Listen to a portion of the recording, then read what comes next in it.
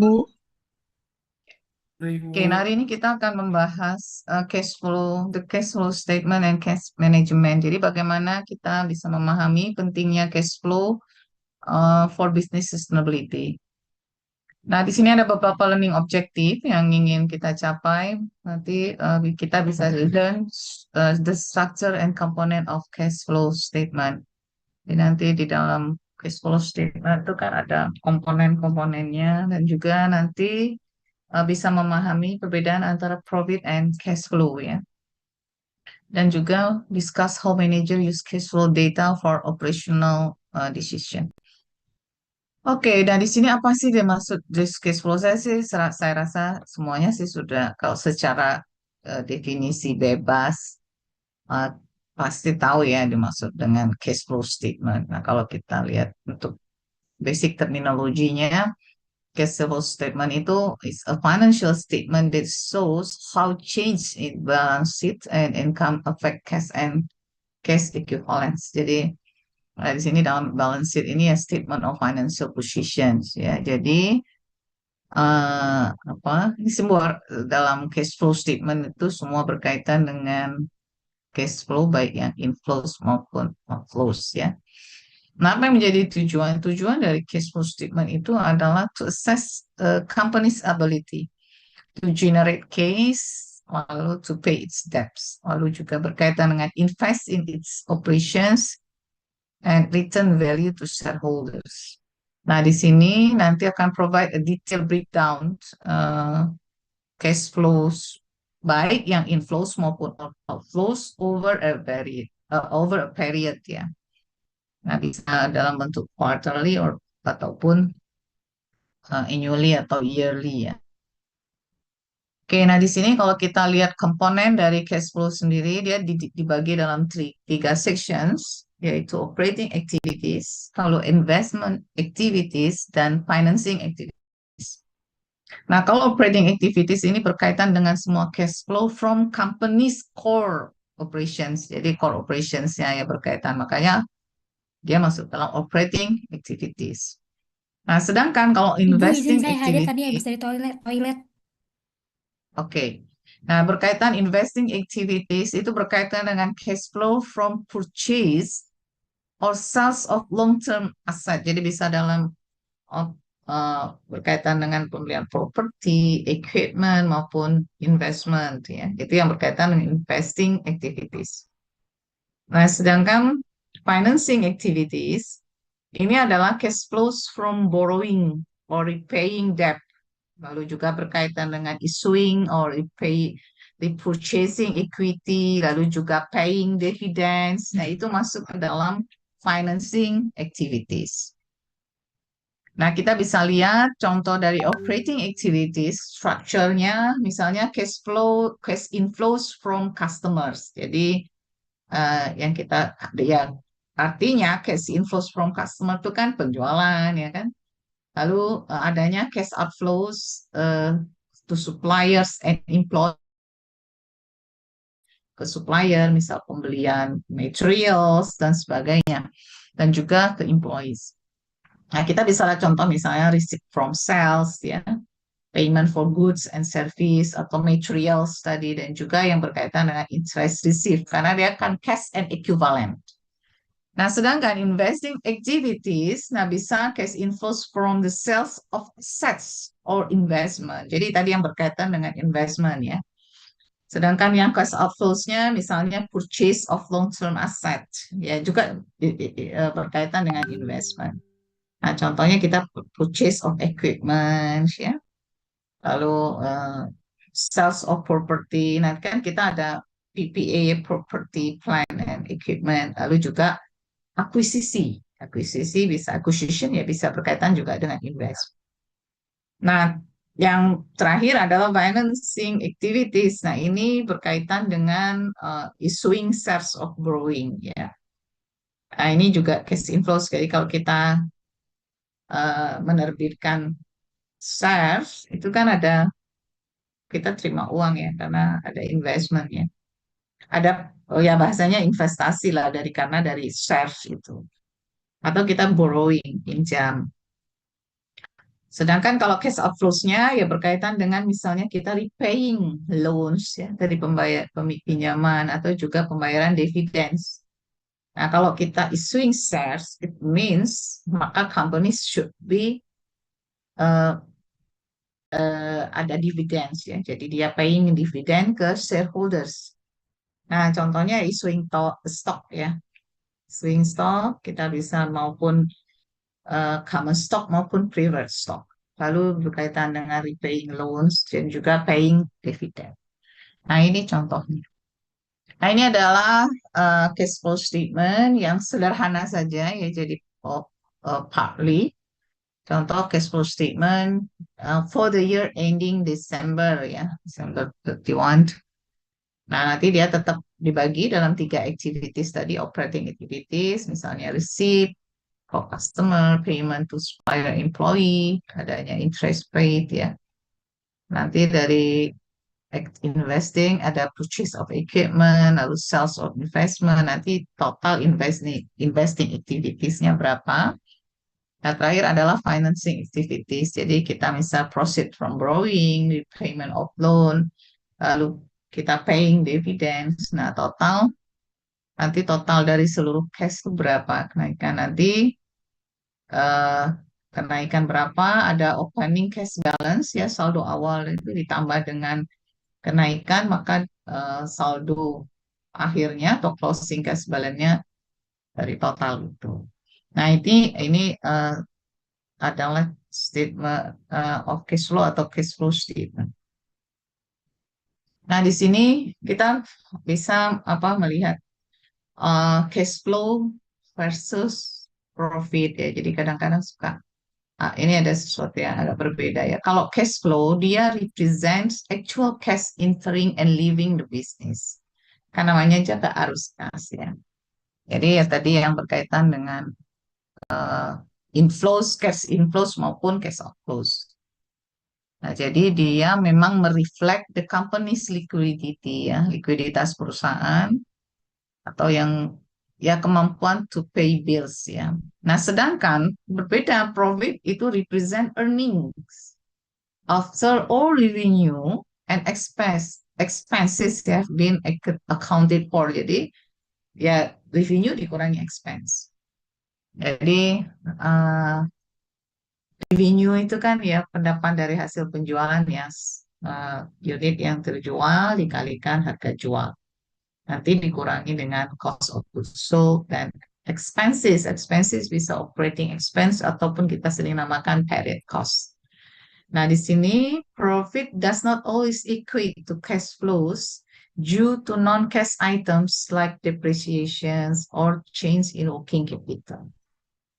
Nah, sehingga yang menjadi kunci perbedaan, profit can be positive, but the company may still face cash flow problems jika sales are credit or the company is unable to collect payment quickly. Nah, itu ya. Sedangkan kalau cash flow, nah dia crucial for short-term survival, di mana profit is more reflective of long-term sustainability. Nah, ini yang supaya tidak ada, supaya memahami perbedaan cash flow dengan profit ya. Nah, di sini kenapa cash flow itu crucial ya untuk bisnis sustainability. Nah, karena cash flow itu as the lifeblood of business ya. Nah, jadi even profitable business can fail if they don't have enough cash flow to meet their short-term obligation. Nah, short-term obligation ya pembayaran gaji itu kan agak sulit ya. Lalu juga ke supplier, hal-hal yang itu dan interest payment. Nah, di sini juga berkaitan solvency and liquidity. Jadi cash flow itu bisa help a business maintain their liquidity. Artinya dia bisa memastikan bahwa dengan likuiditas yang bagus itu maka perusahaan bisa membayar tagihan dan juga remain solvent. Nah, selain itu juga sebagai strategic importance, jadi manager need to ensure there is enough cash flow for investment, expansion, and dividend payment. Nah, sehingga perlu adanya cash flow management. Nah, ini merupakan essential for survival, especially during economic downturns ya. Ini yang suka jadi masalah ya ketika kita kesulitan cash ya. Nah, itu yang menjadi eh, kenapa eh, cash flow itu matters ya. Nah, lalu bagaimana manajer itu menggunakan cash flow data for operation decisions ya. Jadi sama seperti semuanya berkaitan dengan adalah eh, semua data yang ada di laporan keuangan, baik balance sheet, income statements, statement of cash flow atau cash flow statement, itu memang digunakan berkaitan dengan untuk bisa assess the performance perusahaan dan juga berkaitan dengan untuk decision making. Nah, di sini data yang ada di eh, cash flow statement itu bisa digunakan sebagai menunjukkan operational efficiency. Jadi, cash flow data itu bisa membantu manajer mengakses if they have enough funds to maintain daily operation. Nah, ini matters ya karena kita ada day-to-day operations ya atau daily operation. Dan juga identify areas where cash flow can be increased or outflow reduced. Misalnya kita melakukan renegotiating payments terms with supplier. Misalnya kita kesulitan, maksudnya kita belum ada dana, kita bisa minta kita negosiasi lah ke supplier. Oh, jatuh temponya sekian, bisa nggak kita minta? Lalu juga speeding up collection from customers. Jadi penjualan ya. Nah, jadi collection. Kadang kan cash cash cash cash inflows bisa cash collection, sedangkan cash outflows atau cash disbursement itu bisa dari pembayaran ke supplier. Nah, selain itu juga untuk investment decisions. Jadi biasanya manager use cash flow data to determine whether the business has the capacity to fund new project or purchase assets. Ya, jadi kalau kita mau project-project baru, habis dari research and development, kita product design, nah kan kita harus produksi ya, ataupun untuk purchase. Dan juga bisa berkaitan dengan CAPEX atau capital expenditure. Nah, CAPEX ini juga kita harus punya uang ya, cukup untuk bisa pengembangan usaha atau misalnya kita lakukan yang masuk dalam capital expenditure. Jadi kalau dalam expenditure kan ada dua, operating expenditure sama capital expenditure. Jadi kalau kita mau pengembangan usaha, kita perlu pembelian equipment baru, ya kan? Berarti kan harus ada dana. Lalu juga pengembangan, misalnya untuk berkaitan dengan teknologi ya.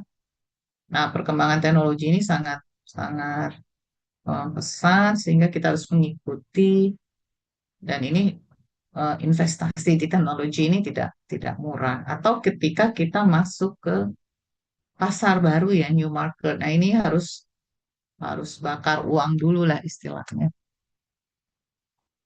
Oke, nah ini lalu untuk financial planning and risk management. Jadi di sini selain tadi berkaitan dengan ini ya investment decision.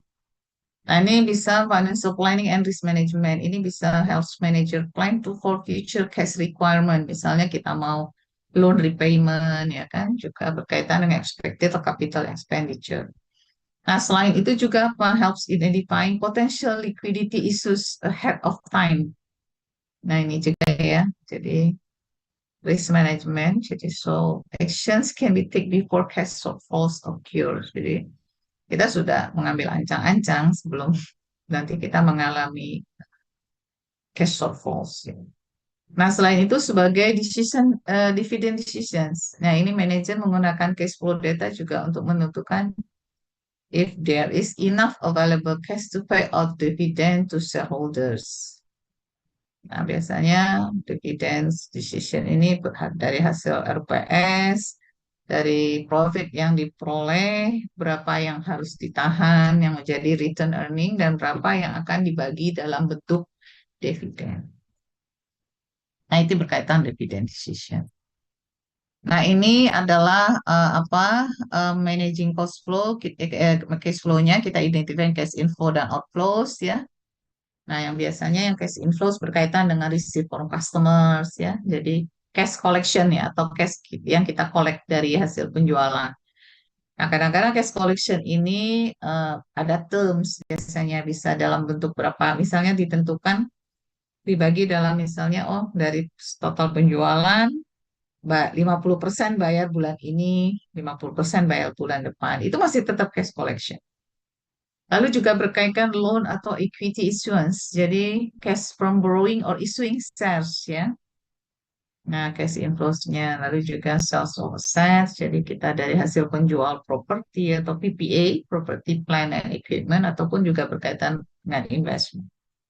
Nah, sedangkan cash outflows untuk operating expense, kita pembayaran for goods itu atau pembelian materials ya, bayaran gaji dan juga interest. So, investment berkaitan dengan pembelian PPA juga atau akuisisi.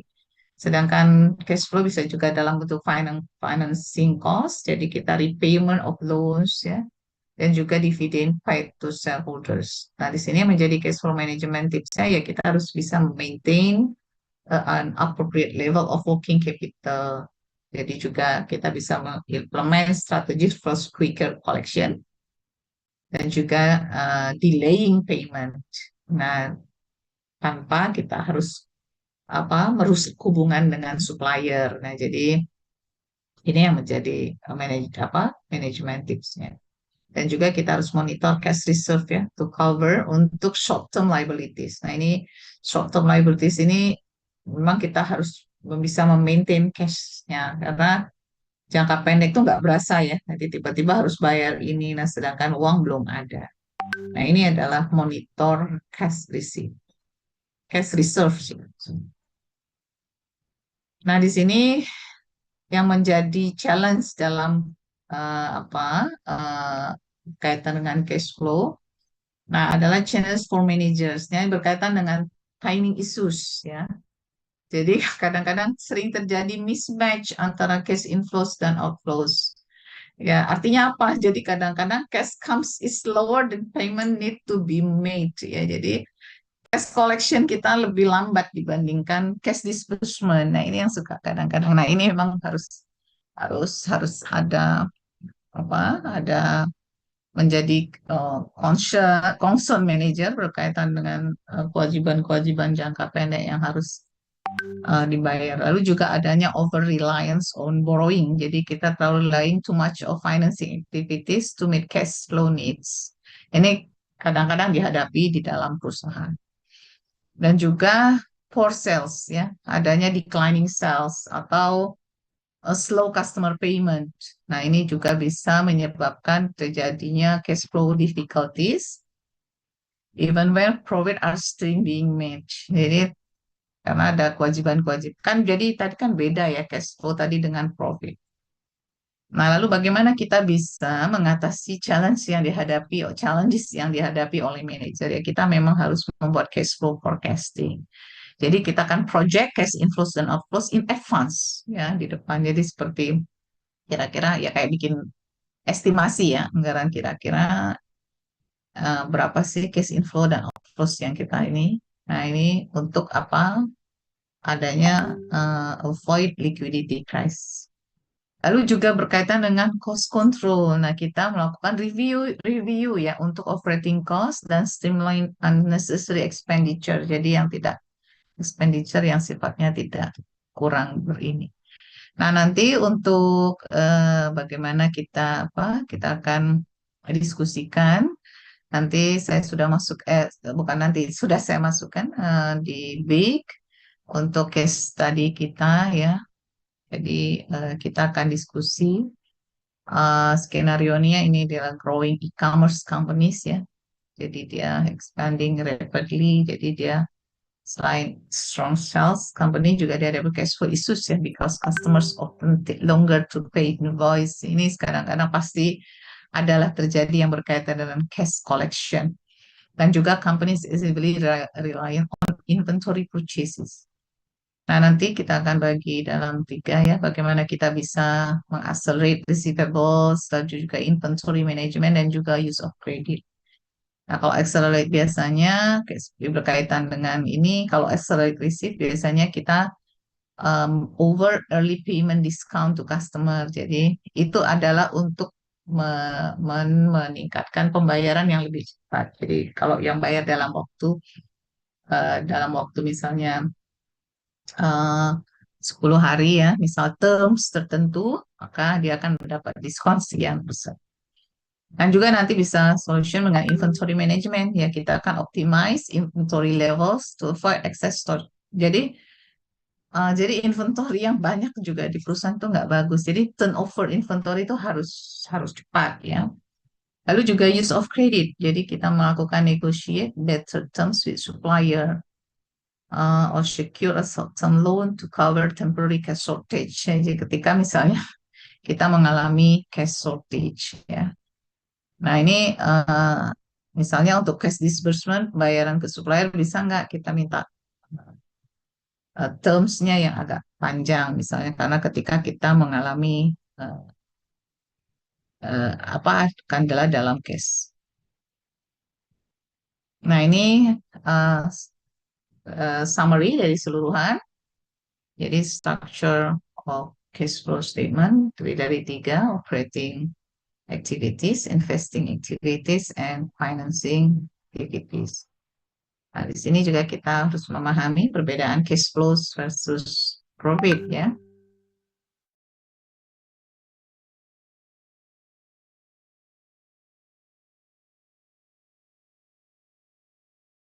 Lalu juga kita supporting dengan pertumbuhan dan bagaimana kita bisa memaintain adanya financial stability.